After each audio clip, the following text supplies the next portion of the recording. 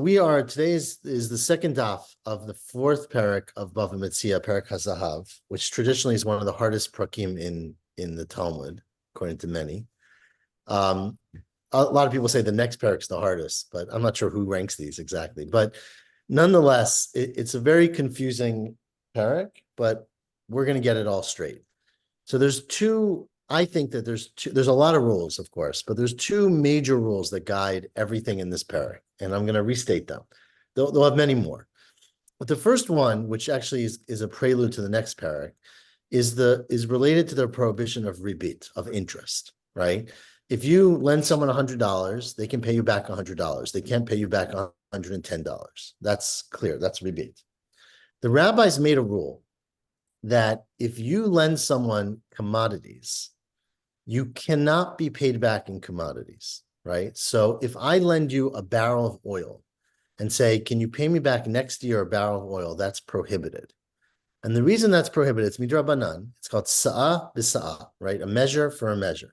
You're not allowed to do that. And the reason you're not allowed to do that is that commodities change in price. A barrel of oil goes up in value or down in value.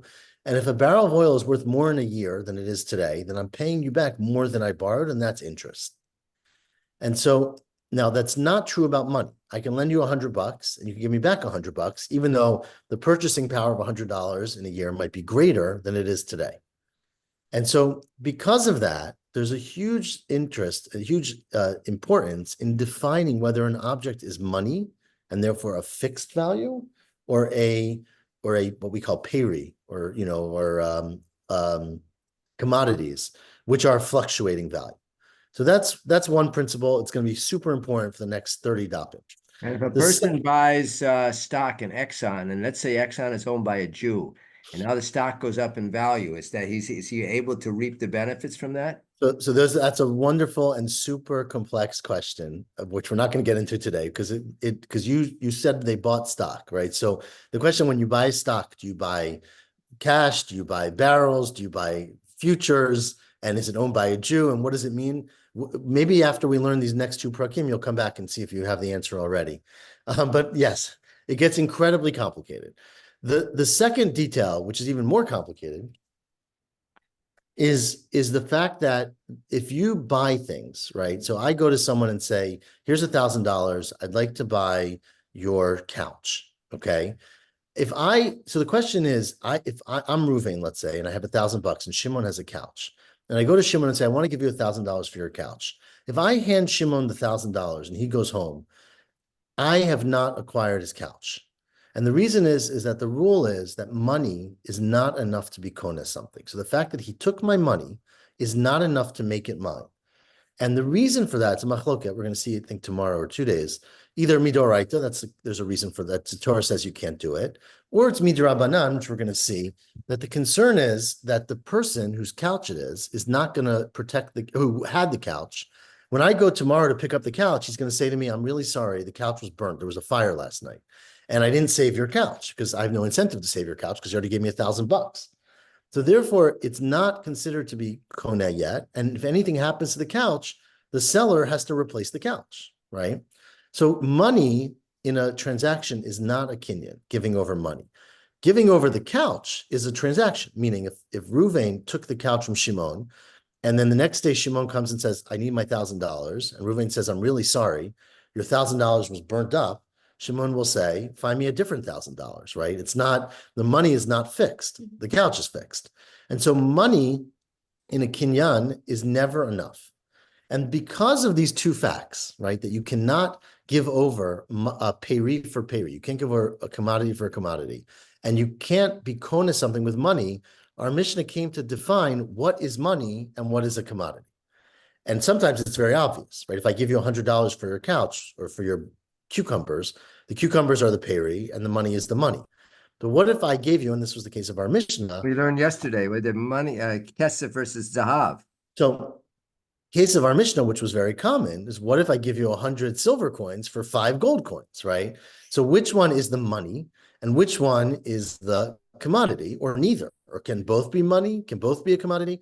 And therefore it makes a difference in our Mishnah about whether you're koneh, right? Because remember, only if you pick up the peri, the commodity, are you koneh, not if you pick up the money. And of course, it makes a difference for rebate, for interest. Because if gold is considered to be a commodity, not money, you can't lend gold and repay gold, right? You're not allowed to do that then. You can only lend $100 worth of gold and repay $100 worth of gold based on the market at that time. So we are going to see all of that next parak about what markets are, what a fixed price is, what happens there. But today we are a little behind, but we'll catch up. Don't worry. So if the We are couch is 20 lines. transferred, that's considered a kinyan, even though the money isn't paid yet? Sorry, say that again. If the couch in your Yes, example is transferred, but the money not 100%. yet, it's 100 kinyan. Correct. It's a But Kenyan the money not. and the money not. Correct. That is correct. We Now, heard a shear today in shul. They're a little complicated about chametz. One purchased chametz on Pesach to be delivered after Pesach. And there were a lot of opinions, a lot of discussion. It seems to be if one purchases it online, most people seem to think there are a lot of they brought it that it might be that that's considered a kinyan, even though the Pesach the product doesn't arrive. Some hold that maybe it's not until that the product arrives, which would be after Pesach. But there's a discussion today in the right. Rav So, Schechter and other people when it actually acquired. So those who would hold that the credit card payment is considered fixed and done, even though he doesn't have the chametz till after Pesach, it's chametz avar shalav al Pesach. yes, so it's very complicated. We'll get to that today, but money is not koneh. We're actually going to talk about chametz. We're not going to talk about buying it online. The Gemara didn't come up with that. So we are 20 lines from the bottom. But we're going to talk about buying it so that it arrives after Pesach. We're not going to talk about that. No, we're going to talk about other ways to be koneh things besides using money. Okay, Okay, that was the topic of today's shir. Right, because everything that I just said assumes that you're exchanging money for an object. But there's other ways to be koneh something besides giving money for an object. And the classic example, I'm talking about this because we're going to have it today, is how we sell our chametz. We used to, at least. I don't know about now, it's online, which is through a kinyan chalipin. Right. Kinyan chalipin is not, the rabbi doesn't give you money for your chametz, right? How do you give the rabbi your chametz? You give him or her an object to use, and through acquiring that object, that person acquires all your chametz. So that's a different mechanism. That's an entirely different situation. Today was discussing you buy chametz today, but you don't acquire it till after Pesach. You're ordering your chametz to be delivered after Pesach. That was the discussion. So let's keep going. Let's see the Gemara. Maybe, I don't know, maybe it'll become clear as we go. Says the Mishnah. The Mishnah says, so we're 20 lines from the bottom of Mem Dalad Amud Bet. Snan Hatam. There's a Mishnah in Maaser Sheni, and the Mishnah says the following: Beit Shammai Omrim. Beit Shammai says, Lo Yaseh Adam Slaim Dinrei Zahav. If you have Maaser Sheni, so remember the Maaser Sheni. Please tell me if my reception is not working so well because I'm in the country, but we're good. Thank you, Mary. So when you have Maaser Sheni, right, you grow a lot of cucumbers in your garden. You're supposed to bring them in the first year, the second year, the fourth year, the fifth year. Bring them to Yerushalayim to eat them there. It's challenging, right? You can't go with 4 carloads full of cucumbers. So what you can do, and the Torah talks about this, is that you exchange your fruit, your vegetable, for money. You take the money to Israel, to Jerusalem, and you buy food with the money in Jerusalem. So let's say you took your fruit, your cucumbers, and you turned them into what are called slaim, right? Now, slaim are silver coins, okay? You have silver coins, but you don't want to carry 10 buckets of silver coins. So you want to turn them into gold coins. Says the Mishnah, you're not allowed to do that. Lo yaseh adam, Beit Shammai says, Lo yaseh adam slaim dinrei zahav. You cannot turn your silver coins into gold coins. Schlep your silver coins to Jerusalem. And Beit Hillel matirim. Beit Hillel says you're allowed to. Now, we think right now that the reason that you could or couldn't is exactly our Mishnah. Remember, our Mishnah talked about buying silver for gold and when you're koneh. So if silver is the money and gold is the fruit, then you're not allowed to exchange your money for a fruit. That makes sense, right? Because Maaser Sheni, you can turn your cucumber into money. You can't turn your money into cucumbers, right? So gold is essentially a commodity, right? A payri. And so that's why Beit Shammai says you can't do it. Beit Hillel says you can do it. That's what we think. It says the Gemara, Rabbi Yochanan and Rish Lakish both commented about this mission. And we don't know which one said what. But Chan Amar, one said, Machloket b'slaim al dinrim. The machloket is here because you're taking silver and you're trying to put it onto gold. And Beit Shammai Savri, Kaspa Tiva, that in this transaction, the silver, is the coin, is the teva, is the matbeya, and dava, the gold, is the peri, is the fruit, and you're not allowed to put money onto fruits. V'tiva piri lo mechalina, which makes sense. And Beit Hillel argues and says, no, it's the opposite. It's like the other lashon of our Mishnah, kaspa peri, that in fact, when you have silver and gold, the silver is the fruit, the gold is the tiva, dava tiva, the gold is the coin, and peria tiva mechalina. So you can always put a food onto money. So that's the machloket. Whether silver and gold, which one is the fruit and which one is the money? Aval, but if the case was perot al dinrim, if you wanted to turn your cucumbers into gold, right? So the case here is you turn your cucumbers into silver and you want to turn the silver into gold. But let's say you just had a lot of cucumbers, so many cucumbers that you could exchange your field for gold coins. Then divrei hakol mechalalina, no one would have a problem with that, because relative to fruit, to the cucumbers, the gold coins are money, so that wouldn't be a problem. My timer, because mididahave a kesef the Beit Hillel, right? It's just like silver the Beit Hillel, meaning kesef the Beit Hillel afagav the kasp gabi dava peri havi. Even though silver, when you put it up next to gold, it becomes, according to Beit Hillel, not like our Mishnah, it becomes the commodity and the gold is the money. But if you put silver up against cucumbers, it's the money, right? So you can be relative. You can be a relative money thing. So the gabe peri tivav, regards to fruit, to cucumbers, I hope you don't mind me using cucumbers, but regards to cucumbers, it is a coin, right? But zahav namni Beit Shammai, therefore you would say that according to this opinion, gold coins, according to Beit Shammai, af agav the dava the gabe kaspa peri havi, even though when you're talking about silver and gold, you can't turn silver into gold because the gold is considered to be a fruit, a commodity compared to the silver. But legabi pera, but if you're trying to turn your cucumbers into gold, that's not a problem.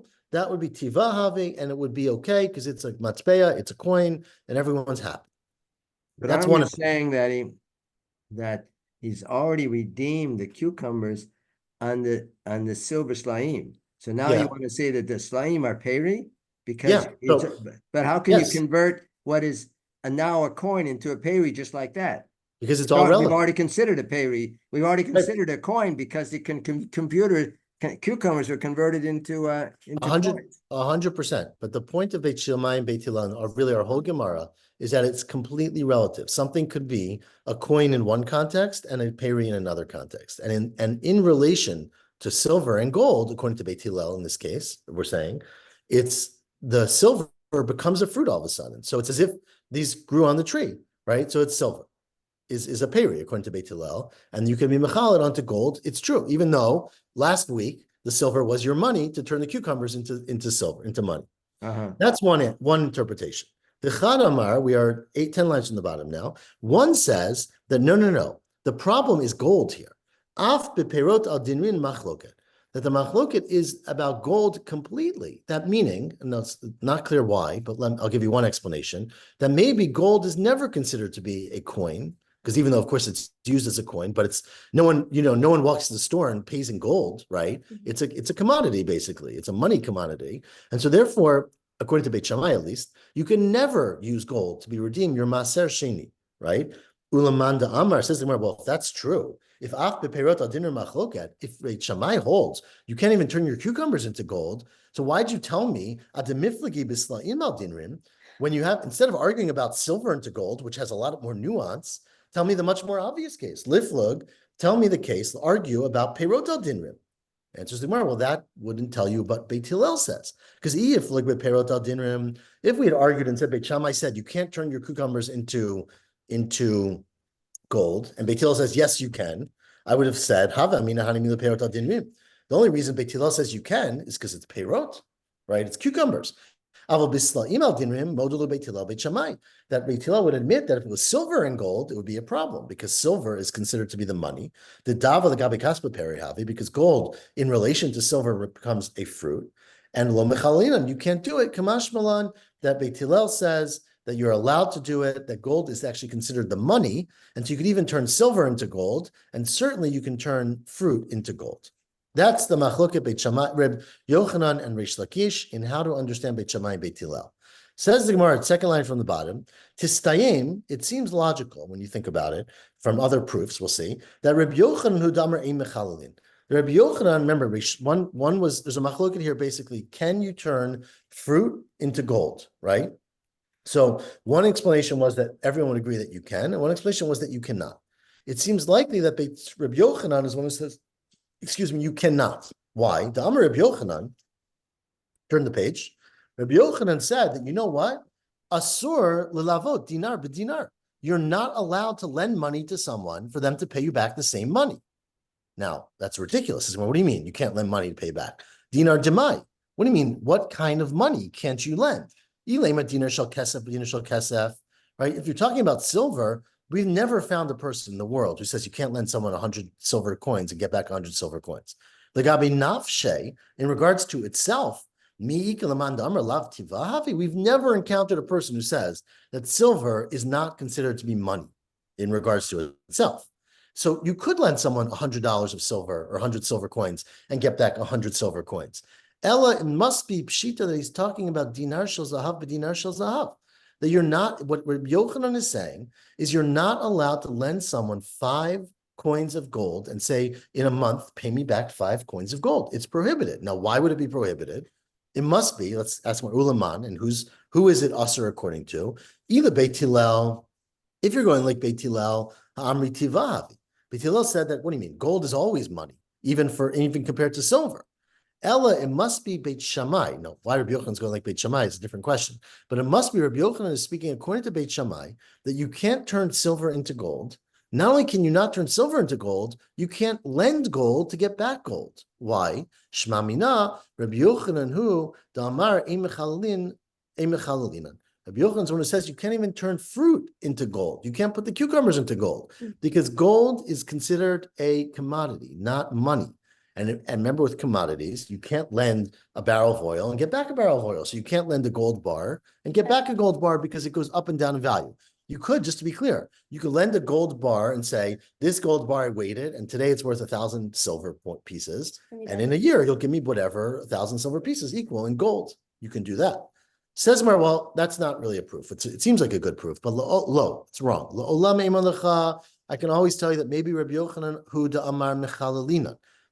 Rabbi Yochanan is one who says that even according to Beit Shammai, you can be mechalel cucumbers onto gold, meaning gold could be money in the right context. But shani halva'a. But this is different. You can't lend gold and get back gold because in regards to a loan, kivan de'inyan mekachu memker shavinu rabanan kiperi. Since when you're purchasing, meaning purchasing with silver in the equation, they treated it according to Beit Shammai like a fruit. And what does a fruit mean? Like a commodity. Damina, they said, Ihu nihu to oker vizil. It is the thing that goes up and down, right? In a relative thing, what's the fixed thing and what's the relative thing? The fixed thing is the silver, the relative is the gold. Therefore, the gabe halva'a nami perihavi. So they made a takana by halva'a that since generally, although sometimes gold certainly can be a fixed thing, a money, a tiva. But since when you start talking about mekach or memkar, it's not. Therefore, they made a takana, you should never lend gold and get back the exact same gold. And hachinami mistavra. In fact, this seems pretty likely. The Chiata Ravin, Rabbi Yochanan, when Ravin came from Eretz Yisrael, he said in the name of the same Rabbi Yochanan, even though Rabbi Yochanan is quoted as saying, according to Beit Shammai, you cannot lend gold and collect gold. But explicitly, Rabbi Yochanan told us, if you took your cucumbers, you can exchange them for gold. And Shema Mina, that Rabbi Yochanan holds that, in fact, the opposite, that if he goes like Beit Shammai, Shema Mina, that you can, in fact, exchange your commodity for gold. You just can't do silver for gold, but they also made a takana that you can't lend gold and collect back gold. So that is that first part. Well, how is the halva'ah similar to chilul? He's exchanging his own cucumbers on the gold. He's not lending anything to anybody. He was lending to himself. No, it's not. The point is that whenever you have it's a transaction though, right? You have to take the kedusha from the fruit and put it on the money.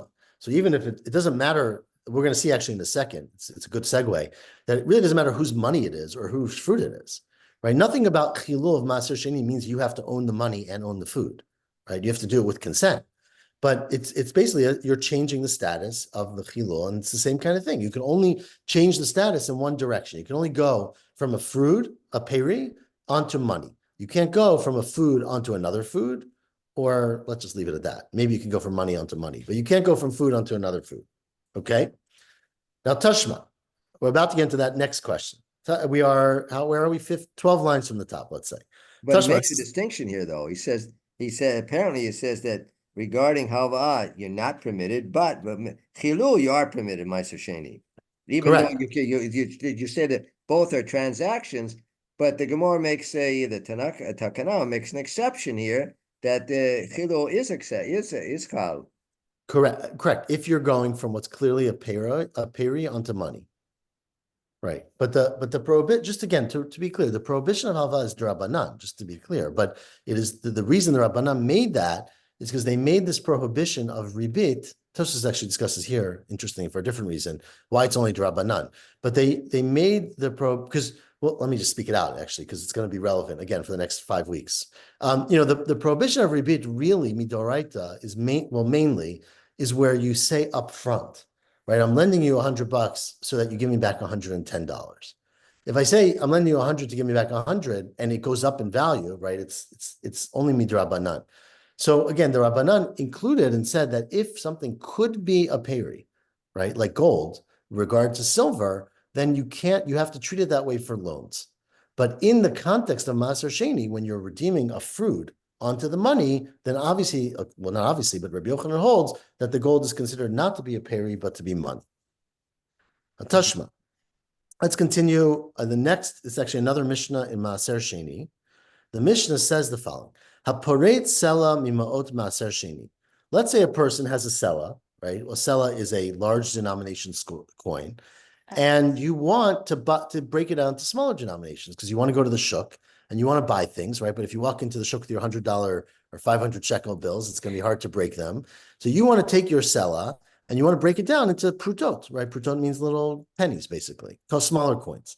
So says Beit Shammai Omrim, Bikol hasela mot. You're supposed to take the entire sela and break it down into money. It's a debate between Rashi and Tosafot. You have to, you should, you could, but you could take your whole sela and break it down into small change. Beit Hillel says, no, it's not a good idea. B'shekel kesef, b'shekel ma'ot. You should spend 50% and turn it into ma'ot and turn it into smaller money, but 50% you should keep as the original larger money. Okay, and the reason for that, it's a discussion in elsewhere. But Rashi explains that the reason for that is that Beit Hillel is worried that if you go and you try to exchange your money into small change, you're going to jack up the price, the exchange rate, right? Because basically, you have 10,000, whatever dollars in big money, and you're going to break it down. It's going to cost. You're going to get less value, and so you should basically do it a little bit at a time, right? You don't want to ever exchange everything at once. So there's 768 prutot in a seller. There you go. Okay, so there you go. So if you break it down at once, all of a sudden, everyone's and the values will fluctuate. So instead of getting 728, you might get 650, right? And therefore you're losing Maaser Sheni money. So you shouldn't do that. Now, that's the value of the coin is you get whatever, 750, 760. That's what you exchange it. That's what you should get. What difference does it make now? It goes up, down, I mean. Right, but that's all that what you're saying is only true if there's 100% fluidity in coins. But obviously you're talking about a place where if there's not a guy standing there who's a money changer happens to have all the money you need, then you're going to get a bad deal, right? That there's a starting point, but there's actually a current market, right? So, and it certainly was not as fluid as our money is, right? So, and the Gemara actually talks about this as a good deal because as you can imagine, when it was the Chag, when it was the Regel, you had thousands of people up there looking to exchange their money, right? So they had all kinds of money changers, which has also has a big impact in other religions, I hear. So anyway, so this is a big important job near the Beit HaMikdash.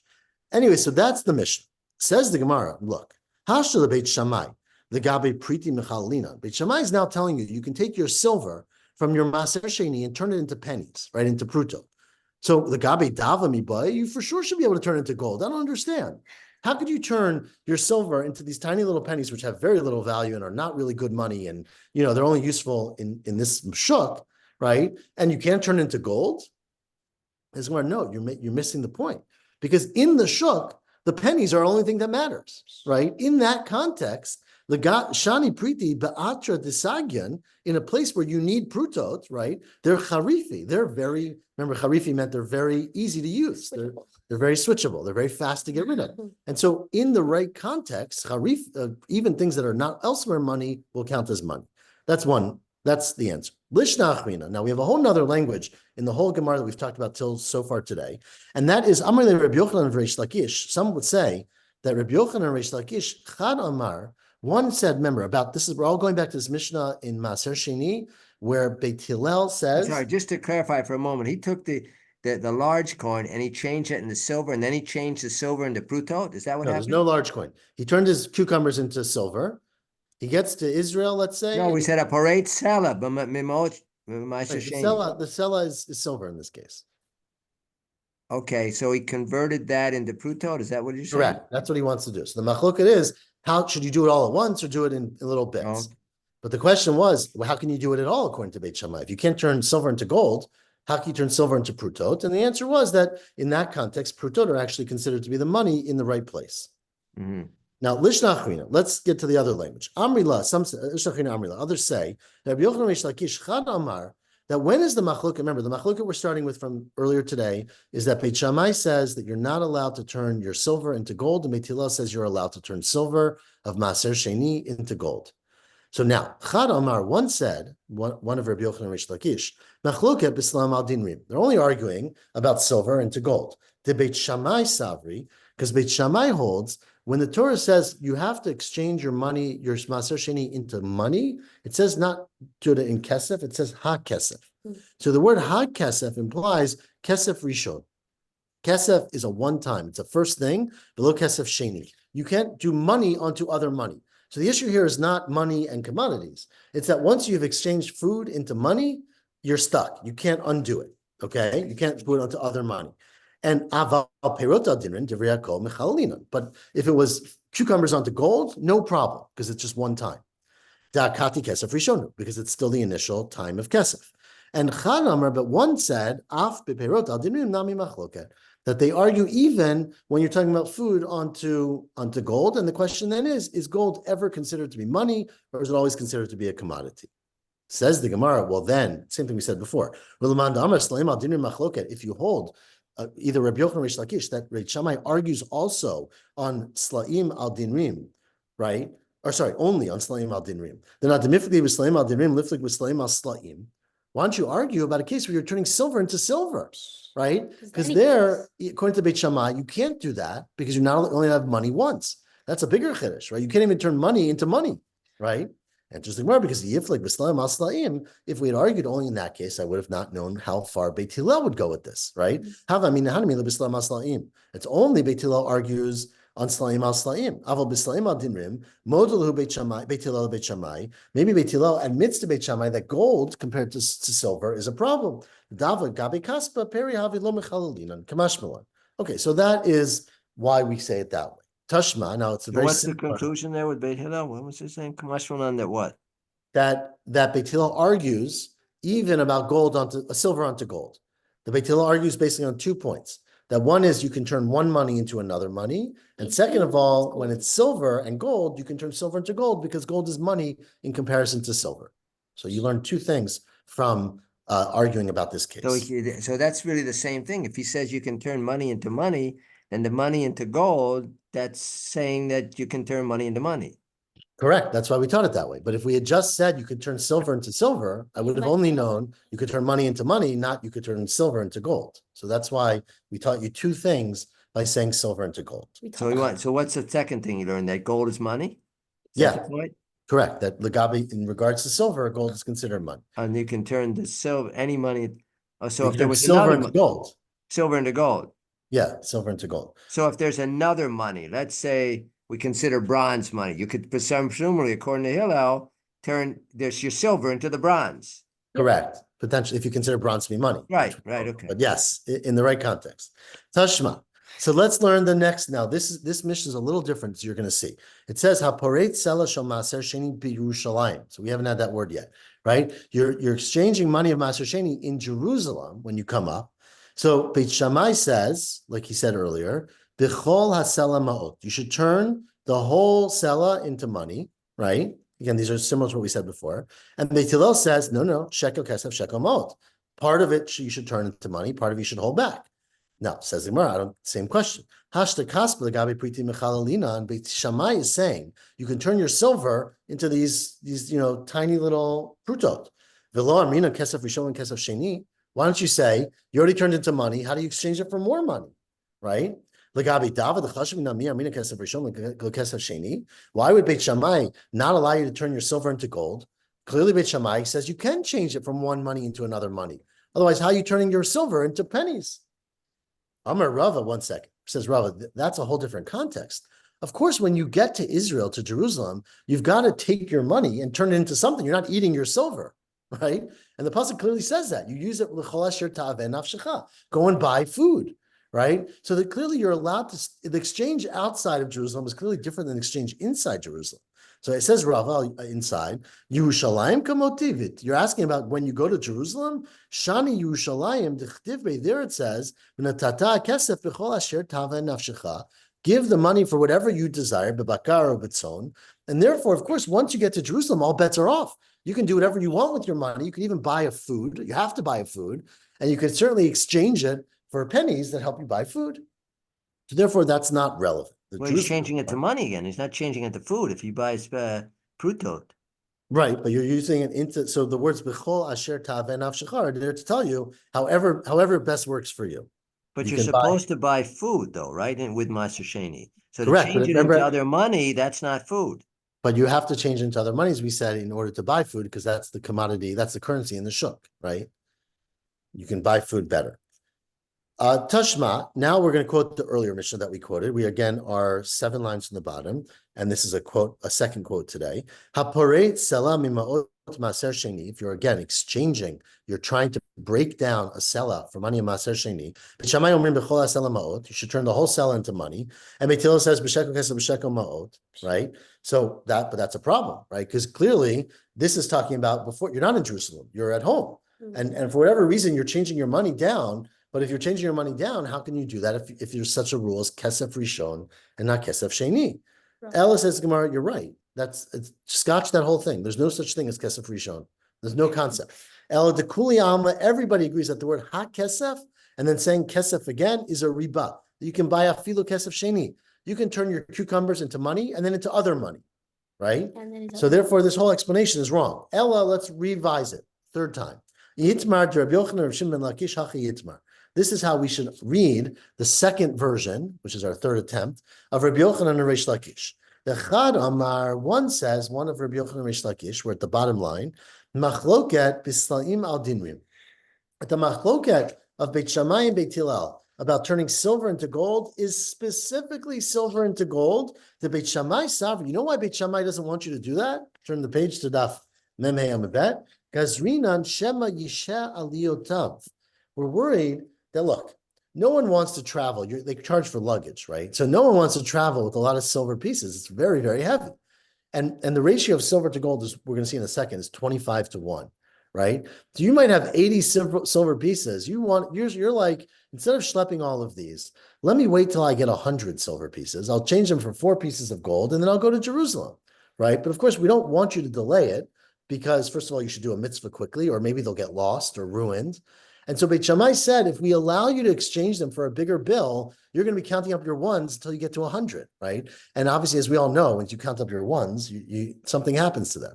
So therefore, we're worried that you're going to leave the money or at least the peyrot, or either in your aliyah, in your attic, and zimnim maluzuzi bedinre. You're not going to fill up, your quota, or you're not going to get enough coins to fill it up for lamasik, and you're not going to go to Israel. Right? And you're not going to bring it up. And so therefore we made a takanah. Stop overthinking this. Just go as soon as you can go.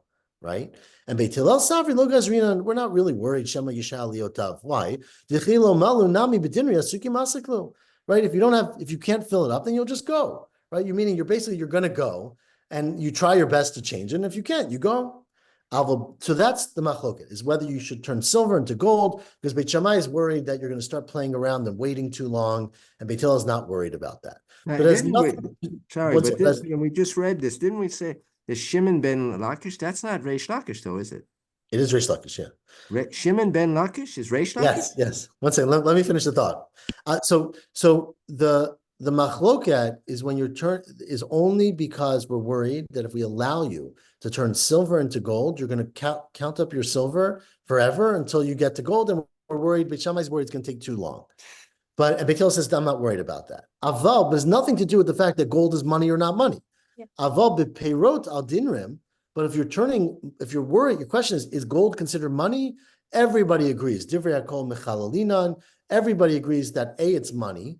And you don't really have to worry about turning your food into that, because you're not going to say, look, I need 10,000 cucumbers to get a gold coin, so I'm going to stack up my cucumbers in the attic, right? Because as every farmer knows, your cucumbers are going to go bad, right? The kivan de mirkavi, since they're going to rot, lo mashilu, right? We're not worried you're going to sit on your cucumbers. We're worried you're going to sit on your silver, but you're not worried you're going to sit on that.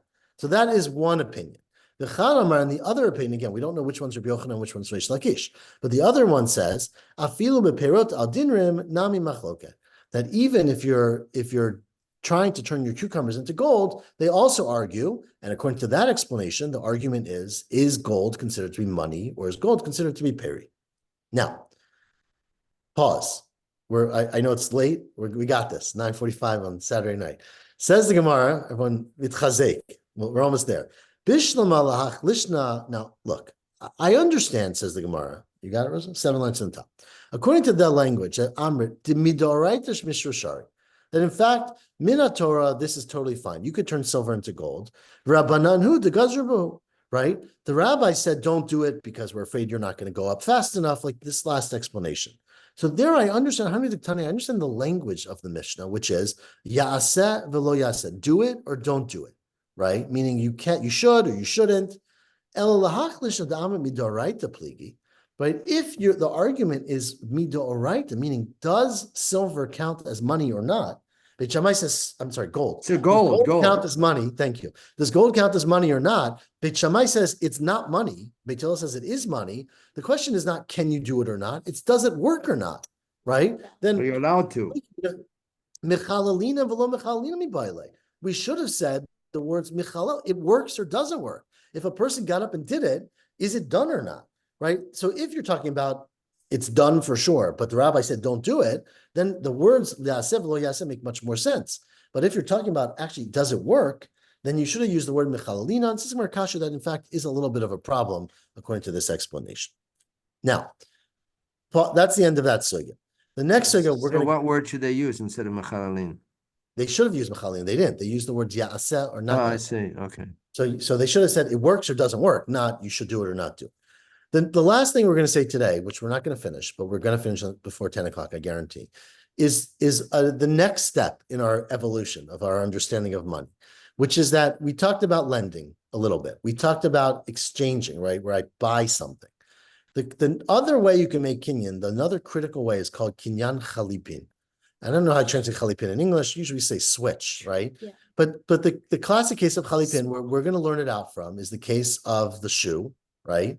With Ploni Almoni, right? Where they said, this is how you make a kinyan. You take off the shoe, you hand it to them, and basically by doing I'll say symbolic, but it's not entirely symbolic act, you say, in giving you this, I'm also giving you all the possessions in that case, right? Or my field or something like that. You hand over a handkerchief to the rabbi, and you say, I'm giving you my chametz by you acquiring my handkerchief. And then they hand you back the handkerchief. There's no thought that you're exchanging the handkerchief for the money or for the fruit.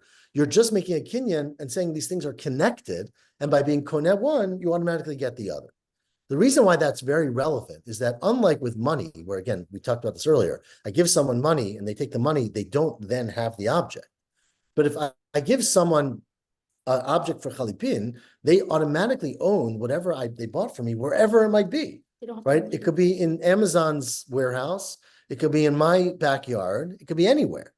So ask the Gemara. So we understand that if you give money to someone, the Mishnah said, that's not kona. Ma'ot are not kona, right? But what if you give money as an object of chalipin? What if you say, instead of giving you my scarf, here's $20. Can you then give $20 not to buy your food, but you pick up the $20 and I automatically get your food once you pick up the $20? So that's the debate. Says the Gemara, Itmar. Let's talk about that. Rav and Levi were obviously two huge students of Rabbi Yehuda Nasi. Chad Amar Matbea Naseh Chalipin. One said a coin can be used for chalipin, and Chad Amar Ein Matbea Naseh Chalipin. A coin cannot be used for chalipin. Now, Amar of Papa, my time at the Mandam Ein Matbea Naseh Chalipin. What's the reason that a coin couldn't be used for chalipin? Right? If you can use a sock, you can use a shoe. Why can't you use the coin? Its value. The reason is mishum de datea tsurte. When a person uses money, they don't think of the money as being an object of inherent value. They think of it being as currency because tsurte means the figure on it, meaning the stamp of the Caesar or whoever's on it, right? And so you're thinking about the form that's on it, not the object. And for chalipin, it has to not be the value or the exchange rate almost, it has to be the actual thing itself. V'tsurta avida de batla. The tzurta can be canceled, right? That Caesar can die and the money becomes null or whatever. And so therefore it doesn't have the same, it does have intrinsic value, but you're not using it for the intrinsic value. And so therefore you can't use it, according to that Manda Amar. It's not. Let's try to prove this from our Mishnah. What does our Mishnah say? As zahav koneh kesef. If I give a person gold, then they picking up the gold means that they acquire the kesef, right? Remember we explained that was because the gold is the peri, is the food, is the commodity, and the silver is the money. And so you're not picking up the money, which is not enough. You're picking up the peri. Says the Gemara, my love, it must be, it's chalipin. No, we not assume that at all. But says the Gemara, now, I have a whole reading of our Mishnah. You're doing chalipin. You're saying, I want your 100 silver ingots, right? Take my 2 gold. By picking up the gold, I'm going to transfer over ownership of the silver to you. And so you see that you can use money for chalipin. Shmami namat be'en naseh chalipin. That's not the case at all in our Mishnah. We're using the gold as money, not as chalipin, lo b'damim. It's being done as value, right? Which is the other way your Kona thinks. Says the Gemara, 1 second. If it's value, remember, when I buy something from somebody, I don't acquire it right away. They have to then give it to me, right? Meaning if I go to you and say, here's $100 for your corn, you owe me the corn, right? But it's not that I get it wherever it might be. It doesn't happen instantaneously. You have a responsibility to give me corn, right? So it says the words should say, Hazahav, instead of saying Hazahav koneta kesef, it should have said Mechayav mi baile. That by giving over the gold and by acquiring that, the deal is consummated, and I now have a responsibility to pay you the kesef, right? But you don't acquire the kesef wherever it may be. And that's, of course, very critical. If the kesef gets destroyed, right, then you have to give me different kesef because you have a responsibility to give me the product, not that I bought the product from you, which is what chalipin would be. We're not talking about kesef. We're talking about the gold in terms of a payri here, right? He's acquiring, or is he buying, or is he buying gold as another money? I say, here's 2 bars of gold. I'm going to give you 100 silver talents in exchange for that gold. Okay. So you're exchanging money for money then? It's money for money, but one is a peri. So so that's not money, then it's payri. So as soon as the Mishnah said, as soon as Shimon picks up that gold, right, the silver is now owed to Reuven. There's no way out of it. But the point that the Gemara is making now is that there's no way out of it. You have to pay him. He can't change his mind. But it's not like Reuven owns the silver, that's in Shimon's basement, right? Because let's say Shimon's basement burns down. You can't say to Reuven, your gold is gone, right? He owes him $100. So he has to pay him $100. So it should say your koneh, which implies that the kinyan happened immediately. He should say he owes it to him now. He's mechayev. The gold. He's mechayev the gold, right? No, he picked up, Shimon picked up the gold. Reuven he got the gold. Okay. He got the gold. Okay. As zahav koneh kesef means picking up the gold. Okay, so that's true. That's I couldn't, but you were going back and forth to call gold and silver. I'm just losing. Very confusing. No, in that case, yes, he's a mechayev the silver. Yes. To ask the Gemara, so why'd you say azav koneh kesef? You should have said mechayev mi baile. That's why we thought it was chalipin. This is what you're right. Change it. Change our Mishnah. Tani hazahav mechayev. Our Mishnah really meant that by taking the gold, you owe the silver. And of course, that's the only way to read our Mishnah. Because if you read one line further, Miziktani Seifa, Hakesef Einu Koneh Zahav. that picking up the silver is not enough to be required to pay the gold. Right. Now, if you held that money can make chalipin, why wouldn't the silver be required to take the gold, right? If you're talking about money, basically, or damim, dava peri, vikaspa tiva, that's because of what we explained, that the gold is the peri, the silver is the money. If you pick up the silver, it's not good enough. Tiva peri lokana, right? When you pick up money, you're not kona the fruit. But if the Mishnah is actuating this kinyan by exchange, then why doesn't it work both ways? Right?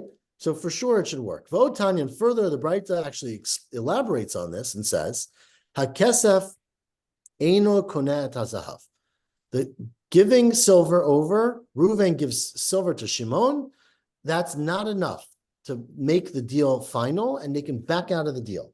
He's not kona yet the gold. Right. Ketzad, says the Braita, Macharlo 25 dinar shel kesef b'dinar shel zahav. Right? One person has 25 silver coins, one person has one gold coin, and that's the exchange rate. And they agree to trade, right? To exchange, to sell. It's not trade. I guess it is trade, but let's say it's sell. Says the Braita, even though Shimon picked up the 25 silver coins and did a meshicha, lo kana, right? It's the deal is not done ad sheyimshoch et hazahav, until Ruvain picks up the gold. So, right? If it's talking about money, then mishamachi lo kani. That's why it doesn't work. The nikni, of course, it should work, right? Yeah. Okay, it says the Gemara elamai. So, what are you going to say? It's bidamim. So then look at the Resha. Yachi ema Resha, and again, this is the Resha of the Braita, which elaborates on our Mishnah. And now we're quoting Hazahav koneh et hakesef. The gold is enough to be acquired the silver, Ketzad, and that's spelled out for you. Macharlo dinar shel zahav be-25 dinar shel kesef. Reuven's got a gold coin. He goes over to Shimon and says, I'm going to sell you my gold coin for 25 silver coins. Okay? Says the Gemara, Kivan shemashachet hazahav, as soon as Shimon picks up the gold, nikne kesef, the money is now owned by Reuven, b'chol makom shehu. Now that makes no sense. What do you mean it's owned by Reuven b'chol makom shehu? Right? That means Reuven gets the silver. What if the silver then gets destroyed? Then Shimon's not going to have to pay him, right? That's not true. Well, he has a to pay. responsibility to pay him 25 silver coins. If these 25 silver coins get lost, you pay a different 25 silver coins, right? Now, remember, if it was Chalipin, that wouldn't be true. Chalipin means these 25 silver coins now belong to Reuven. And if they get lost, in fact, they are Reuven's problem. So now, if it was talking about exchange of Chalipin, Hanu Tiktani, Nikne Kesef B'chol Makom Shehu, El Yamr B'damim, what do you mean, Hay Nikne Kesef B'chol Makom Shehu? It's Nitchayev Gavra Mi Boile. There's a responsibility for me, Shimon. I bought your gold. I took your gold. I owe you $25 now, 25 silver coins. But you don't kona them in my house. Amar Vashi, you're right. The language is not so clear. But we're at the first of the wide lines on the bottom of Mem Hey Amad Bet. Lolam Bidami. In fact, we are talking not about Chalipin in our Mishnah. It wouldn't make any sense with Chalipin. We're talking about just a regular purchase.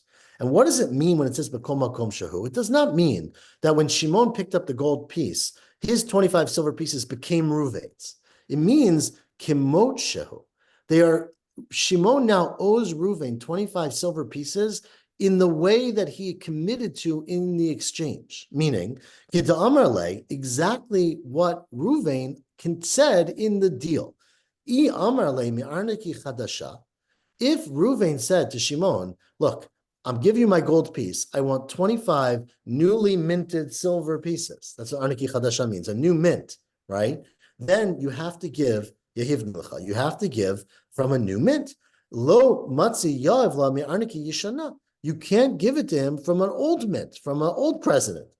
Even if they're better coins, right? Meaning, what does better mean? Even if they're more accepted, right? Everybody this was, 1989, right? Everyone took 1989s. It could be it's a more acceptable coinage, but the guy can say, I don't want it. Why could he say that? My time, I'm buying these coins to dig into my basement and put away for 50 years so that my great-grandchildren will have them, right? And so I don't want your 20-year-old coins, even though right now, actually, if you went to the market, they would love these 20-year-old coins more than the new coins, right? The new coins haven't caught on yet. But if the condition that Reuven made was, I want 20 new coins, Shimon has to pay new coins. And that's what we mean. B'chol makom shehu does not mean where they are. It means how they are, right? You have to give it exactly the way you committed to in your agreement. And so that is what the Mishnah means when it says b'chol makom shehu. It does not mean chalipin. And so we're coming out now. We're going to stop here, but we'll continue tomorrow morning at 7:45 a.m.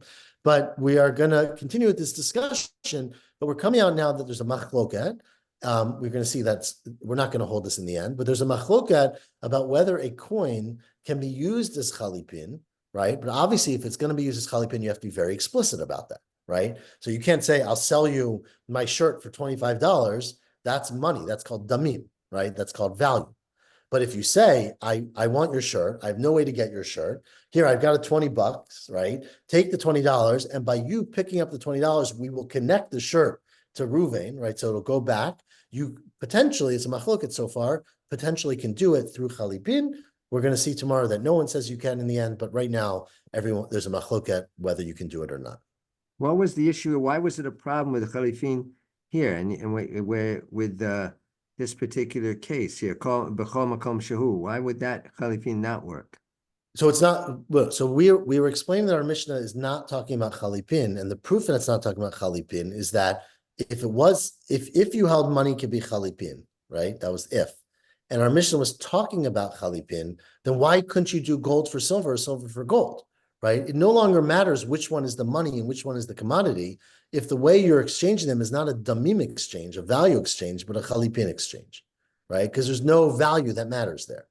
So clearly from the fact that our Mishnah said that you can do silver for gold, but not gold for silver, I said it backwards, gold for silver, not silver for gold, means that our Mishnah is not referring to chalipin.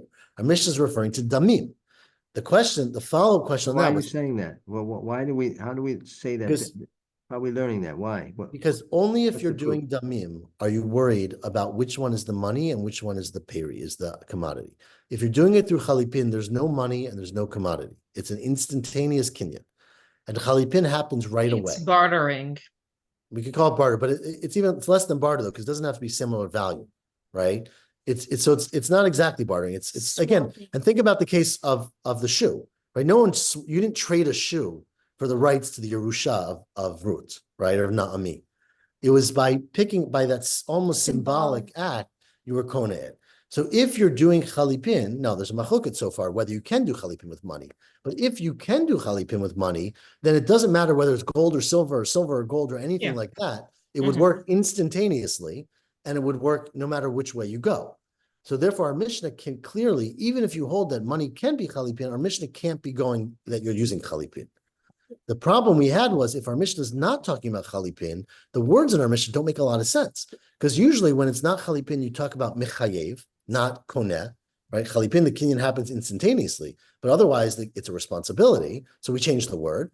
And then the final part that wasn't so clear is what do we mean? You're koneh wherever it is, right? Implying that it's yours instantaneously. And we reinterpreted that to mean it's not wherever it is. It's in what condition you agreed upon when you made the sale. So Tomorrow, if he's mechayev, he's mechayev to give the kesef, the 25, whatever it is, 25. Okay. Once he touches the gold, acquires the gold, he's mechayev to give the kesef back to the other fellow, right? Correct. No matter if the kesef burns in his house, it doesn't matter. He still has to give 25 kesef. Correct. It doesn't matter what happens to it. Correct. So, and he can't go back on the deal. Correct. Neither one can go back. They're both committed. But in the other case, if he were to give the money first, the 25 kesef, he can go back on the deal. So that was if he hasn't yet touched the gold, he can rescind the deal. Correct. So the Mishnah, remember, there were two opinions in the Mishnah. One was that both can rescind the deal, and one was that only the one who has the money can rescind. But for sure, someone can rescind the deal if only money has changed hands, not the object. I see. So in this case, so he's still mechayev in any case. Correct. Once he gets the gold. Yeah, both are. Yeah. So we're gonna learn tomorrow morning, 7:45. What do you mean both? Once this person gets the gold from the person from whom he's purchasing it, he's chayev to give the kesef. Correct. When I said both are because if you give the kesef, the opinion of the Tanakhama and our Mishnah is that either party can then pull out. Right. Right. Both part, not right. Oh, remember, okay. But once the gold is transferred, he's Nobody can in pull the out. kesef. Correct. Yeah, okay. All right. 7:45 a.m. tomorrow morning. Thank you. Shavua Tov. Just because I have everyone, at least everyone on next week, I think we're gonna do the same thing because there's Shabbat Gadol Drasha. So we'll do after Shabbat on Zoom and again 7:45 in the morning because we can. I know Miriam when you're traveling, but I'm traveling Sunday night. okay, good. We got you. So Okay. you do. Hey, Shavua Tov. I'll see you all in a few hours. Okay. Okay, Good Shabbat night. Shabbat Good night. Tov. Shavua tov.